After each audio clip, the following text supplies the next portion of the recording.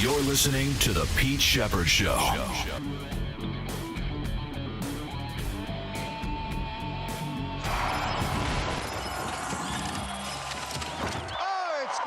This is gigantic. 2nd and 10. Montgomery breaking tackles. Inside the 10, he goes to the end zone for the touchdown.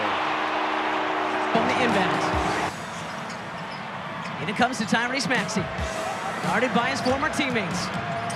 Tyrese Maxey to win the game. In it goes! DeAnthony Melton blocked! And the Sixers win it in South Philly!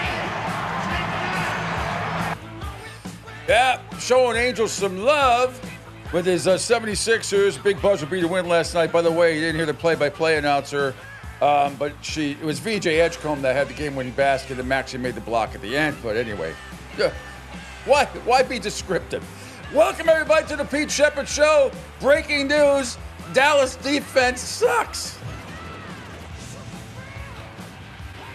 Man, if there was ever, it only happens that I really feel strongly about parlays. There's 2 or 3 times a year, whether it be the NFL or college football, where you can just sense the writing on the wall, the numbers back it up. The Lions just simply do not lose, or haven't in 57 straight tries. When they lose, they don't lose back-to-back game. Doesn't happen.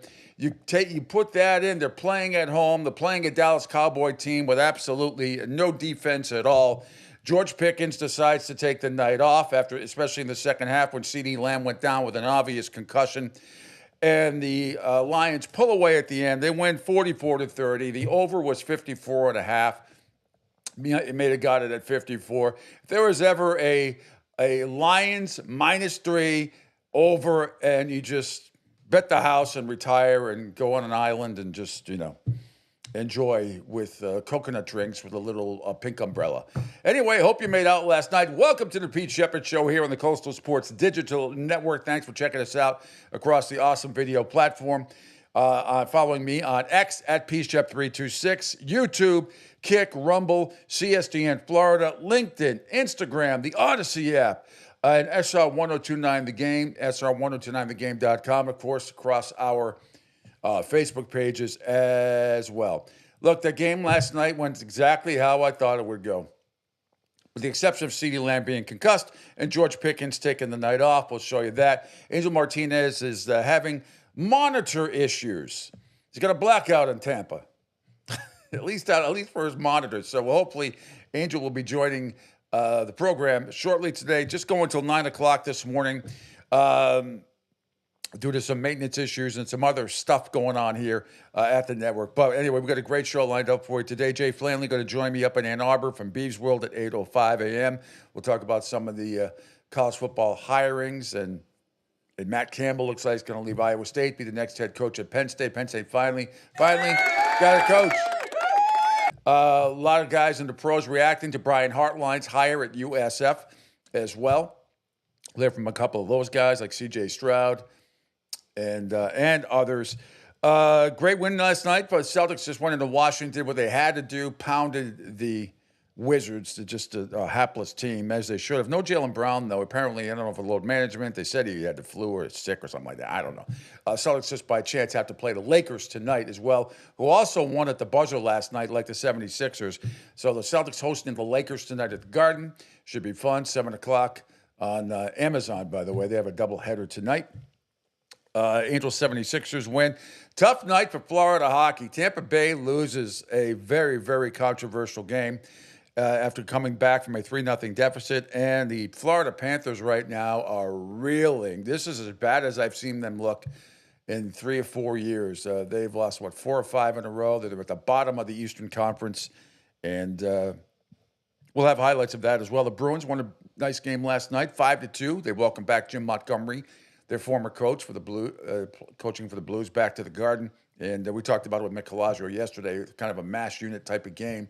But the Bruins prevailed by a score of 5-2. Got some highlights of that. I will have my pigskin picks today coming up at 8:30, right after around that time. As soon as we get done with Jay, I'll have my top 5 college picks. And against the spread, I had a monster week last week, 12-3-1 in the NFL. 12-3-1 in the NFL, 3-2 in college football for a total of 15-5-1. Good week. Congratulations to me. Anyway, and congratulations to you for checking out the show here on the Coastal Sports Digital Network. I'll show you the play that people are talking about that's going viral with George Pickens in a minute. As soon as if Angel hopefully will get on. Right now, you can text the show at 727-858-6650, but you can't call because Angel is not with us. Let's get to the highlights. If you're the Lions last night, a very entertaining game last night. I thought, overall, very entertaining game. Dallas has absolutely no defense. They're not going to make the playoffs. The Lions are back in it. Obviously, that was like a playoff game last night. All right, let's get it going here. Let's get to as many highlights as I can. Hang on, stand by. Hold, please. Okay, let's see. Trying to get this in order. There were a lot of points. We're not going to play every single touchdown, but and then we'll hear Richard Sherman after the game on Prime going off on George Pickens. Okay, let's just see. Okay, let's get it going here. This is Joe Gibbs putting the Lions up 10-3 in the first. Second and goal. Through the middle. Gibbs into the end zone for a Lions touchdown. Gibbs in the end zone. So they take it. Yeah, yes, they do. Hey, there he is. Angel Martinez has finally joined us. We'll get to Angel in a second. Let me get through these audio highlights here. More from the Lions. This is gigantic. Second and 10. Montgomery breaking tackles. Inside the 10, he goes to the end zone for the touchdown. 30. It's 17-6, and then the Lions, Gibbs with another one. Second down and 7. Gibbs. You can only bottle him up so long. Touchdown. Yep, that put the Lions up 37-27. Dak Prescott had a touchdown pass and 2 interceptions. The first play of the third quarter especially was quite costly. Anyway, the Lions go on to beat the Dallas Cowboys 44-30 last night. Great game for Jared Goff, 25-34, 309 yards, a touchdown. No interceptions. Montgomery was very good, 60 yards on 6 carries and a touchdown. Gibbs was outstanding. When he touched the ball, 43 yards on 12 carries, 3 touchdowns. Williams receiving had 96 yards on 7 catches. And, of course, Ross St. Brown, who was not supposed to play until right before kickoff. You found out about it, that he was going to start and be out there for the Lions. Had 6 catches and 92 yards. Dan Campbell, head coach of the Lions, talked about his performance afterwards. Yeah, it's huge. Well, St. Brown is what we are. He's what we are. And that guy is, where he goes, we go. And his toughness and his willpower, his desire to compete, to help those guys around him, to do whatever it takes to win is second to none. I mean, he's rare, man. His mentality, I mean, he's got, his mindset is, it's just, he refuses to fail. He refuses to let things, nothing is going to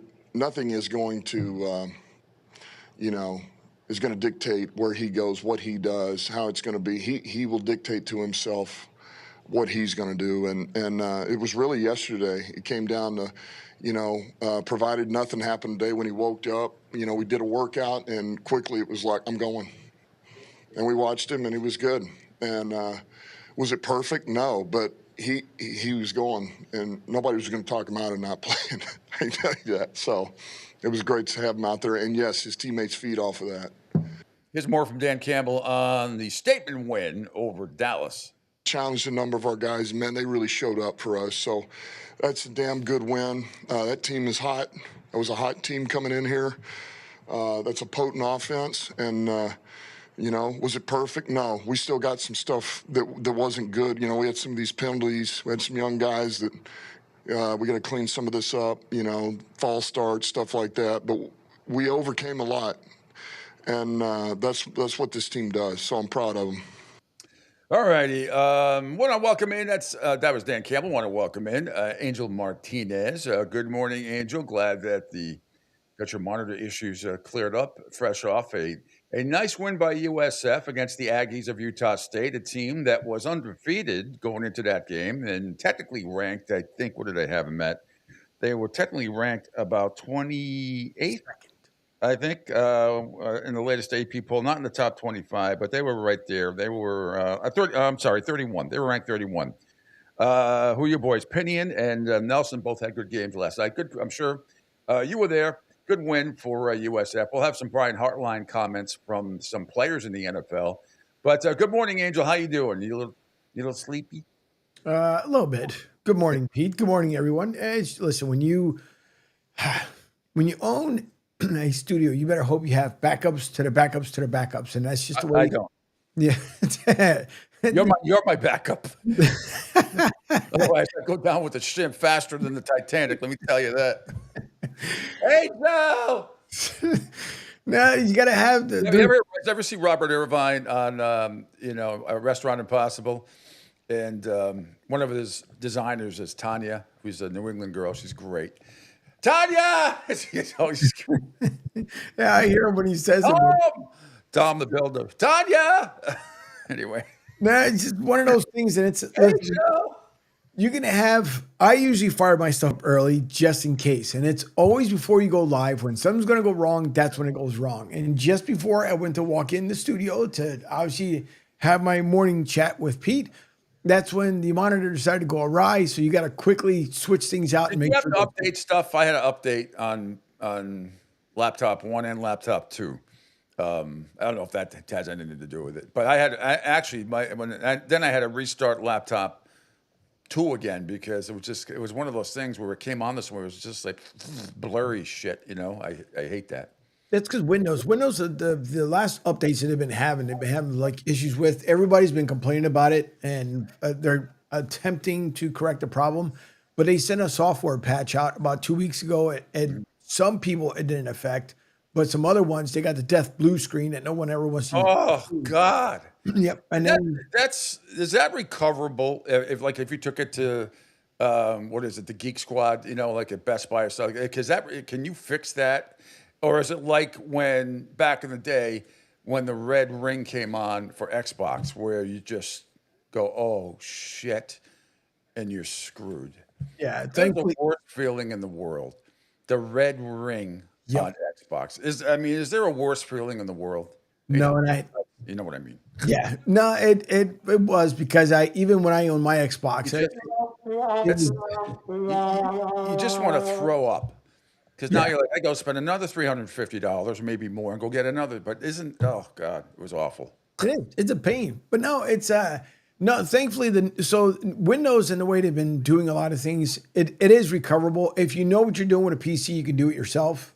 It takes a little bit to bring it back, so you have to go into the BIOS and get other things situated. But other than that, you can bring it back. You can go to Geek Squad. They're going to charge you, obviously. Oh yeah, but they can bring it back. Like you could not bring Xbox 360 back with the red ring. That way you were done. Yeah, you were done. Yeah, and a lot of stuff with your PC right now, even with your laptops, it's the same way. It'll cloud store as much as it possibly can, and then when you go to bring it back, it'll bring back a lot of stuff that you had. So thankfully, it's not a complete loss. Unless for some reason it's just an older laptop and there's nothing they can do about it. And they pretty much let you know in advance if they can or not. But no, it's things that happen, unfortunately. But yeah, good win last night by USF. Tonight, the women are on the court. So that's back-to-back games there at the Yuengling Center. Good crowd last night on hand. Great win by USF. Obviously, the big chatter, everybody loving the hire from USF football. Not that anybody was not going to talk about it. That was the big chat around the venue. But other than that, yeah, it was a good night, long night, nonetheless. And then thanks to Detroit, helped out the Eagles with the win against Dallas. Dallas, although, was trying to make a comeback as they normally do in the fourth, but came up a little bit short. But now this is for the Eagles to win on Monday night. Are they going to win? No, they're going to blow it. I'm not sure about that. I might have changed my mind. But no Abdul Carter for you guys. That's big that he's not playing. Yep. But I just have this feeling your defense is going to I think it's going to be a low-scoring, tight game. I think your defense is going to frustrate Justin Herbert. I do. And that place will be loaded with Eagles fans. Loaded. It'll feel like an Eagles home game. It'll feel like you're at the link. There's no question about it. I've flip-flopped. I'll give my pigskin picks coming up. I can tell you, I have the Eagles winning the game. I wasn't sure. I went back, and when I started to think about it, it's like, they're going to win. It's going to be ugly. They're going to win ugly, but who cares? A win is a win. I think they're going to get it done against the Chargers at SoFi. So that'll be on Monday night, by the way. Monday night. Philly's a 2.5-point favorite at the Chargers. That'll be a home game. So if you can ever have a home game away from home, this is it. No, that is it. And There's going to be more green and white in that stadium than any other color. I promise you that. Yeah, no, that's for sure. And I think Philly Sports Trip should be leaving Vince Rizzuto, who puts on a great venue as far as to having your ticket ready, your hotel room ready, all that good fun stuff. I believe they leave tomorrow for LA, and then they fly back on Tuesday. And it's always a great time with Philly Sports Trips. But also some quick breaking news here that was just released by USF Athletics as USF will take on Old Dominion in the Cure Bowl. I saw that kind of happen. They were speculating it was going to happen last night, and that game will be played on December 17th. Yep. Is it the Cheez-It Citrus Bowl? Yeah, so it's the Cure Bowl, which you got a couple of bowls that play there. Same venue. Cheez-It and where's it at? Campbell World Stadium in Orlando. UCF. Yeah, usually where UCF. No, Orlando, yeah. All right, yeah, and it's the first meeting between them, first ever meeting. See, so should be a good one. I mean, everybody's looking forward to this one as well because obviously the interim coach will try to win the third bowl in a row for USF for this year, and then we'll see. I think bigger things going to happen come next year. Huh? They'll beat ODU. They'll beat them. Yeah, I think so. They'll beat them soundly too. We got conference championship games coming up tonight that could have a severe impact on the college football playoff. If both favorites win, it's going to be. I mean, tomorrow's a big thing. We'll get into it. We'll break it down. All the conference championship action that is happening. I'm just about done with the popsicle headache of this ridiculous committee, and the torrential flood of illogic, from Hunter Yurachek, and the rest of them, and just the Miami Notre Dame game. And to me, it should be it should now be pretty crystal clear. You can spin any narratives you want. Basically, the resumes are the same. Miami's better in a couple things. Notre Dame's better in a couple. It doesn't matter. They beat them head to head. It has to matter. It has to matter. And more likely than not, because I think BYU loses to Texas Tech, you're going to have them back to back, and the committee's going to have to do. They're going to have to do the right thing and put Miami in. And Notre Dame may not make it. Like I said, I think both teams should be in. I would kick out. Oklahoma should be one that's on the bubble. The team that's on the bubble. And I'm not a huge fan of Alabama's team either. And DeBoer talking yesterday about he didn't want to talk about going to Penn State anymore. It seems like they have their guy, Matt Campbell, from Iowa State. All right, let's get back to this football game last night, though. Once again, no defense by Dallas at all. Absolutely terrible by them. If we could scroll down, Angel, I want to show you the play that everybody's up in arms about. And it is... if you scroll down, it is George Pickens. Let me see exactly where it's under NFL memes. George Pickens, catch of the year, unreal effort. Obviously, tongue-in-cheek video, but just watch this, and then I'm going to play Richard Sherman's response on Prime last night about this.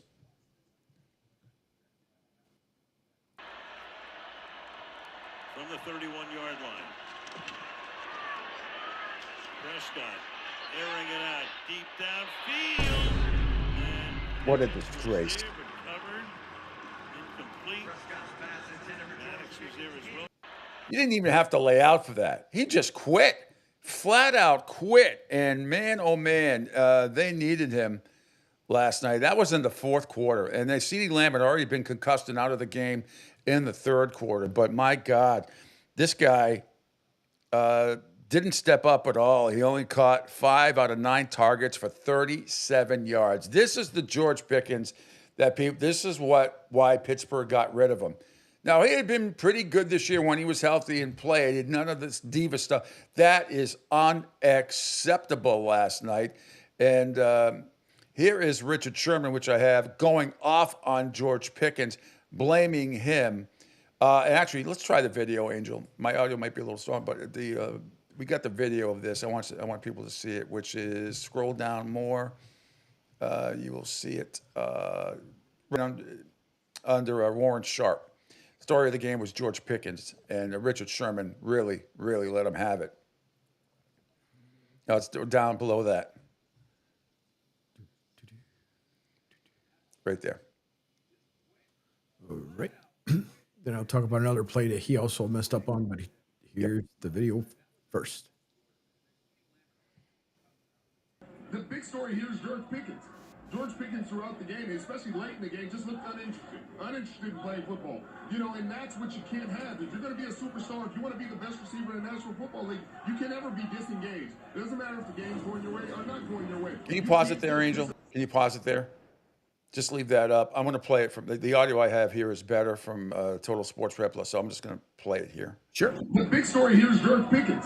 George Pickens throughout the game, especially late in the game, just looked uninterested in playing football. And that's what you can't have. If you're going to be a superstar, if you want to be the best receiver in the National Football League, you can never be disengaged. It doesn't matter if the game's going your way or not going your way. You can't just disappear in these games or else you're not going to have impact. And just right here, cruising routes. You're the guy. You're the guy. CeeDee Lamb is not in this game.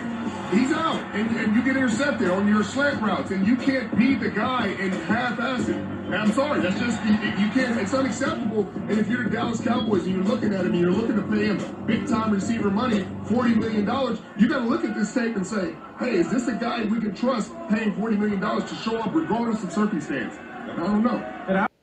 Yeah, certainly lack of effort. There's no question about it, but all right, he's a small part of why the Cowboys lost last night, and maybe had he put in a better effort, maybe it could have even been closer, but their defense was terrible. Absolutely terrible. And their offensive line, Dak Prescott running for his life, sacked 5 times, pressured a whole bunch more. He was 31 of 47, 376 yards with a touchdown and 2 interceptions. Like, it's not like the Lions defense was, the 85 Bears or the 2000 Ravens. But he lost CeeDee Lamb with a concussion. Now, that was clearly a concussion. He had the old, when he's on his back and you've got what they call it, the claw thing going on. He was absolutely concussed. He had 6 catches for 121 yards before that. George Pickens, as I said, did not pick up any of the slack. 5 of 9 passes is all he caught his way for a measly 37 yards. And Dallas continued to settle for just way too many field goals. Aubrey connected from 63, 57, 55, 42, and 29 yards, becoming the first in NFL history to make 3 field goals or 55 yards or more in a game. That is unbelievable. But that was the highlight for the Cowboys last night, their kicker with 5 field goals. Yeah, and George Pickens had one, I think it was just before the half. He was running it was an inside route, left side. I mean, just same thing, just gave up. The ball was coming, and Dak Prescott was pissed. And I'm almost certain it was like just before the half. Mm-hmm. Same thing, basically like a floater out to Pickens. And I guess because they didn't get exactly to where he wanted to be, he just kind of threw his hands up like, oops, you can't do that. You're getting paid handsomely for it. And then with CeeDee Lamb, who knows how much CeeDee Lamb is going to be able to play anymore, because this is, I believe, his 3rd one for the season. And that one last night, it looked like he wasn't going to get up for a while. He didn't get assisted on the way to the locker room, but you could tell that one hit him pretty hard. There's no question. I mean, he was out, and when you see guys go and they're the claw, when your hand is like this and you're putting your hand, that's an absolute 100% concussion. And great point by you. He's had several this year, so we'll see what happens. Now, just before, J.J. McCarthy did clear concussion protocol yesterday. He's going to start for the Minnesota Vikings against Washington. More on that a little bit later on. But, yeah, CeeDee Lamb being out, we'll see. But that Cowboy defense is just a sieve. It's absolutely it's terrible. No question. It is terrible. Okay, I want to go in some sort of an order here. Let's stick with the NFL. So right now, still the Lions would still not be in the playoffs, right? If they started today, they'd just be like a half a game out. But they're right there. They can still get in. I think Dallas is going to have a very, very difficult time now to get in for them. They are now 5-6-1, or 6-6-1, I should say. The Lions are 8-5, having much better chance. And if you're looking at the standings right now, the playoff picture, I should say, the Lions would be on the outside looking in. Just make sure it punches. In the NFC, the Lions would be outside looking in. San Fran would be 9-4, but the Lions are right there. They would be the 8th seed right now at 8-5. All right, they'd be the 8th seed at 8-5. So they're right there. San Fran is still a game ahead of them, and Green Bay 8-3-1. Their huge game coming up with the Bears coming up this weekend as well, which we'll get to in a second. All right. Speaking of that, let's get to it because Micah Parsons. Wait till you hear him in a second here, but we'll start with the Bears. DJ Moore on the magnitude of the Bears-Packers rivalry. I think this rivalry is probably the most watched and the most important in the NFL because it's the longest one, and the Bears have been on the losing side of it. So now we need to take control of that. Okay, well, fair enough. Fair enough. It might have lost its luster a little bit, but yeah, it's always going to be. That's the Red Sox, Yankees, Dodgers, Giants. So you can make a whole bunch of analogies. Michigan, Ohio State. You can make a whole bunch of analogies there. Here's Green Bay's Micah Parsons. Now, I don't understand this. Now, remember, for some reason, he hates the Bears, even though it's his first year with Green Bay coming over from Dallas in the trade. Listen to this. You know me, I believe in having my,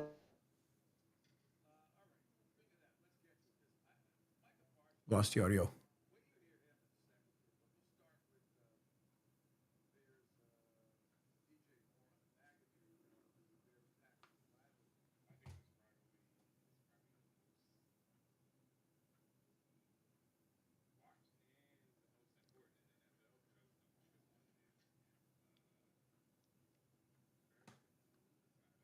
Okay.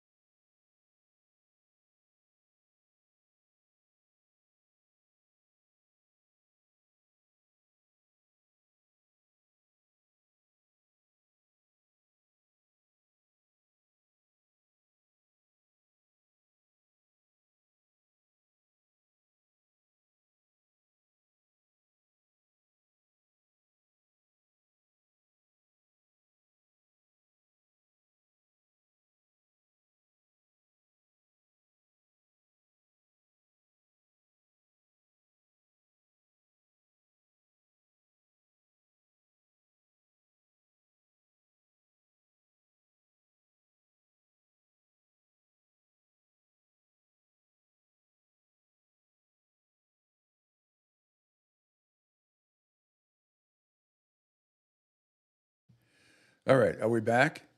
Angel, can you hear me? Yes? Okay. Mark I Chase right first met here. him. I didn't talk to him either because I'm not. Can you hear I don't that? talk first to people. I mean, we both the same way, so that's very weird for both of us to be the exact same. We come in the mornings and we both look at each other and wouldn't say a word, but no, we saying what's up, but we're not gonna talk yet to each other. Would you say that Joe, do you get the sense that Joe is good at reading body language? Hell yeah, no, 100%, 100%. How so? I can't say he, but he's good at it. Is that a requirement for being a good quarterback? Is you got to be able to read people in their body language, especially when, I think the Yoshi play and how they bend routes and things of that nature. Is that important? I would say yeah, just because pass is all about timing, and you gotta look at the body motions and stuff like that to see when they're cutting. So I would say yeah. So that game Thursday night, you guys were underdogs. You put up 32 points on a really good defense. Burrow's shaking off rest. T's in street clothes. Does that make you excited for what this offense can do once Joe gets back to normal Joe, you get T back? I'm gonna be honest. I've been excited for the offense since the beginning of the season. We just hit a bump in the road at the beginning of the season. It didn't go our way, but I've been excited from the jump. I knew. All right, enough of that. All right, so we're back, right, Angel? We're all good. Yeah. Who's that? Who's that? Just talking. Angel, I can't hear you. You can't. Oh boy. I cannot. All right.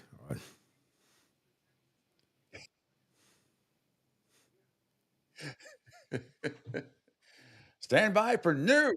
All right. Well, let's hopefully get Angel back. Here is Cleveland's Joel Bitonio as on Shadur Sanders improving.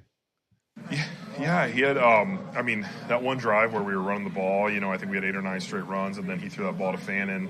I think that was a big time play. Like you have your chance. You've been running the ball. You take a shot. And he stepped up and made those plays. I think he was taking the easy stuff. We had a lot of screen. It was windy and stuff. We had a lot of screens and short yardage plays that he was executing. I mean, his huddle presence, his ability to call the plays and get us on the same page, I think has improved over the last couple of years. So last couple of weeks. So it's been really good. All right, Angel, are you back? Rick says he can hear both of us. I cannot. I see you, but I see you down there. Hello, Angel. Ouch. But I don't. Tony isn't here, Mrs. Torrance. I cannot hear Angel. I cannot hear. I'm going to keep going here. My cuts are coming through, though. People can hear them, I hope, because I can't tell. They sound good in my headset and all that stuff.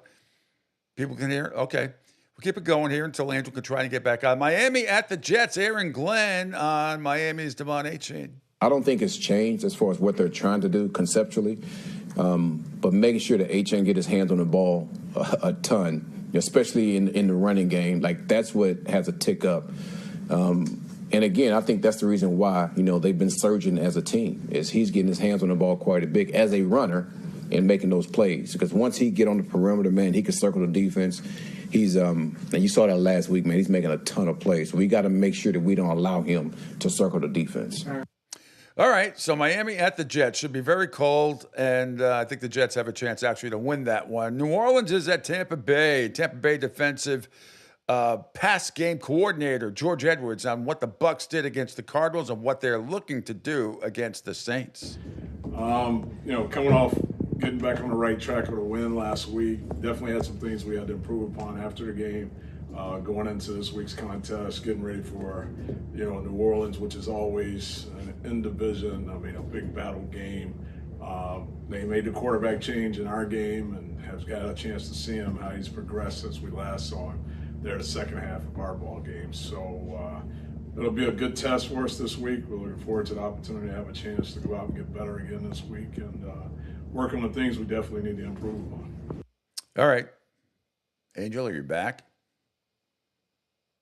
Can you hear me? I can't hear you still. I can't hear you. He's going to start sticking pens in his eyes. I can't hear you. All right, here's offense coordinator for the Bucs, Joe Grizzard, and how Bucky Irvin and Chris Godwin helped the Bucs last week. It's huge when you're able to get two starters of their caliber. You can see what these guys do when the ball's in their hands in terms of the explosive playability, even when it's not blocked up perfectly or they're one-on-one in space with the defender. You see that a little bit on Bucky's run, and then you also see it on Chris's play on the third down where the guy's draped all over him and he turns it into an explosive play. So what they bring from a practice element too, and a competitive standpoint, and their energy and how they talk to the not only the position group but the rest of the unit is really good. And then that being able to translate to more production on the field is also great to see too. All right. Jacksonville, Coach Campanelli, on how the defense evolves throughout the season there. A big game against Indianapolis this week. And usually Jacksonville has won, 10 in a row. And I think it'll be 11 in a row. Every year, At I home. say this a lot, but the season's so long, you're going to have different stuff that you do. And there's some stuff that makes it. There's so many great ideas. And like anytime you're with a bunch of guys who have been around, and we got a bunch of coaches who have been around, or really good football coaches in that room, they have a lot of great ideas, our assistant coaches. So what makes it into the game plan, what you end up keeping, that's always a hard decision. But as the season goes, you kind of figure out who you are as a defense, and you really gravitate more to the skill set of the players, what they do well, and putting them in those positions where you can play fast and be most successful as a defense. All right, we'll continue going here as Angel Martinez has some technical issues, but let's keep it going here with some of the preview sound for upcoming games this week. Pittsburgh at Baltimore. This is a big one. And I don't think Lamar Jackson is going to play. I don't. It just, and I would pick this game to be, and it doesn't matter who's in this game. Usually it's like under 4 points or less. A lot of 1 and 2 point games in this rivalry. I hate Aaron Rodgers, but I'm expecting a close game this week, especially if Lamar Jackson cannot play. Mark Andrews, by the way, is still trying to get a contract extension. How important is it for him to get it? It was extremely important for me. You know, I'd say I was very patient in this process and just, again, not, trying to control things I can't control, and putting my head down, going to work and fighting for this team as much as I could, especially, this year. But, it was extremely important to me, and I expressed that to them to be able to stay here and play, week in, week out for this team. Hold, please.